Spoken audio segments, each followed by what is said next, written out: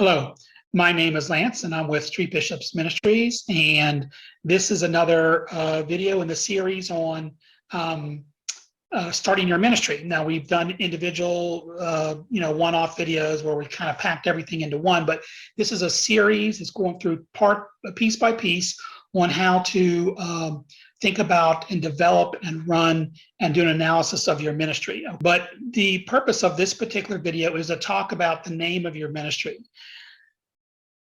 And I sigh when I talk about the name of the ministry, because folks get so wrapped up in their own ego and identity and some flowery Jesus-y name that they want to name their ministry, that they forget the fact that one of the ways that your ministry is best spread is by word of mouth and on the internet.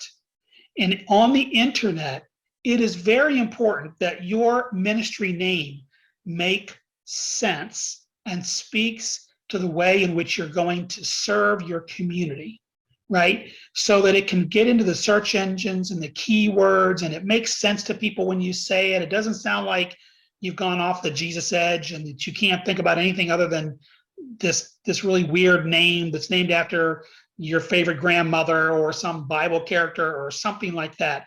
You know, the name of your service through which you're going to develop a relationship needs to be, especially because of the internet, needs to be geographically specific, unless you're a national or international service, which is very unusual.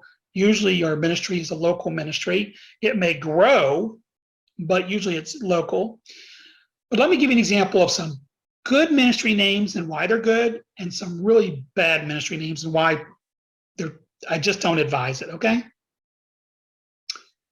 So there is a group from Modesto, California, who called me, a husband and wife, who they had already started to do this a little bit, but they were just formalizing their ministry, and they wanted me to help them with their 501c3 and the corporate paperwork and everything else. And they hadn't developed a name yet. They just hadn't developed a name, which is awesome. They were so wrapped up in the service they were providing for homeless that they didn't even have a name yet. And that's when you know you're on the right track. When you are so busy being Christ-like and you're already engaging in developing relationship, as we talked about in the last video, then you're doing it so much that the name just there was no time to think about a name, right?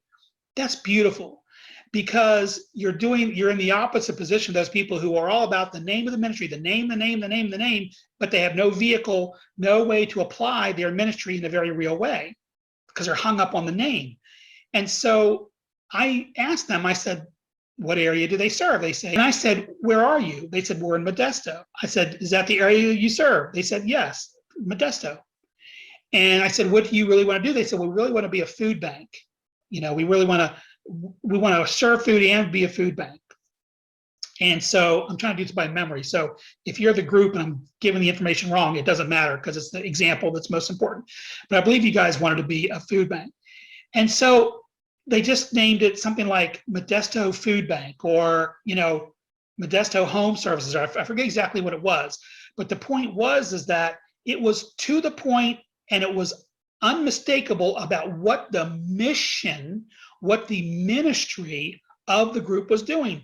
They were in Modesto, California, and they were providing food services or housing services. I believe it was food services. And they called it Feeding Modesto. That's exactly what they called it. I remember now, Feeding Modesto. Now, that's Christ-like. That is relationship-oriented. That is to the point. It is geographically beautiful. Where are these people from? Modesto, California. What are they doing? They're feeding those who are hungry. What's the name of the ministry? Feeding Modesto. And it was just brilliant. I mean, it was really great. And then, of course, the reason I came up with the name was, I'm good at doing this, and you need to reach out to me and ask me, please, please, please, please, get my help with this. I can really speak into your life and into your vision and help you name yours. But because I was on Google, because any name we came up with needed to be available in Google and needed to be available in the California corporate you know, because they wanted to do the corporation name because they're going to do the 501c3. So we had to look at the mission, look at the ministry, look at the vehicle, look at where they are, come up with a name, check the name against the domain names to make sure it was available online, and also check the California state charter names to make sure it was available to incorporate it.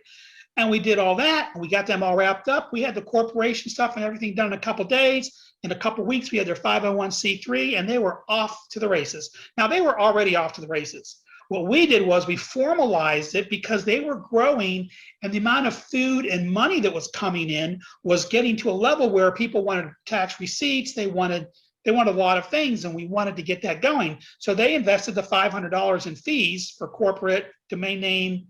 I didn't charge them a penny. You know, the 501c3 is the most expensive. I think that's $350, $375.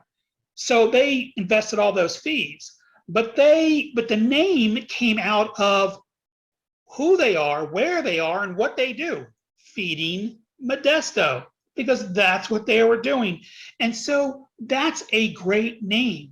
You know, a name like Grandpa's Kitchen, I don't know, you know, or, you know, St. Peter Awake or something. You know, I hear they sound interesting names, but when it comes to doing the work of building a Christian ministry that's going to be effective from day one, you got to name it something that makes sense, people. And the best way to do that is look at the geography. What town are you in? What city? What county do you serve?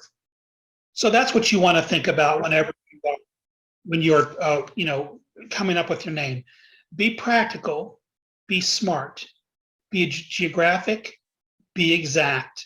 Make it so that when you say your ministry name, it's not important that you say the word Jesus or you say Christian or anything like that, because you want to tell the story of Jesus through the relationship. You want to develop the relationship through the ministry. And the ministry needs to be something that you can spread the word easily amongst people of all faiths, because you want everybody coming in, right? You want to be able to minister to everybody. So make it like Feed Modesto. Make it short and simple and clarified. My ministry is Veteran Today. It's a veterans service organization. We run it in a very Christ-based way, but it doesn't say Christian. And we've been around for 20 years. And we have really served hundreds of thousands of people, honestly. And you would never know that we were out, you know, preaching the gospel based on our name. Our name develops the relationship, and the relationship then carries the story of Christ. So if you need help in developing your name, please, please, please reach out to me. You can reach me, secretary@streetbishops.com. And you can or go to the website and send me an email, you know, however you want to connect with me, but let me help you with your ministry name, and let's get that right, and let's have it make sense. Okay. So it's been great spending this time with you. I'll see you in the next chapter, and the next video is about what type of business form, which is often on folks' mind, right? If you have your name, you have your focus, you know what you want to do, then you got to say, well, what kind of business do I want to be? And that's what we're going to cover in the next video. So it's been a blessing being with you, and I'll see you in the next video. So I want to thank you for coming by and watching this video today. Please be sure to click on the subscribe button below if you're watching this on YouTube. And I want you to also mark the bell so you get notifications. If you're watching this video somewhere else, head on over to YouTube, to Street Bishops, that channel, and go ahead and subscribe while you're there so that you can get additional videos. And you can come by our Facebook page at Street Bishops. And so we just want to connect with you and hear from you often. You can also write to me at secretary@streetbishops.com. Have a great day, and we look forward to seeing you in our next video.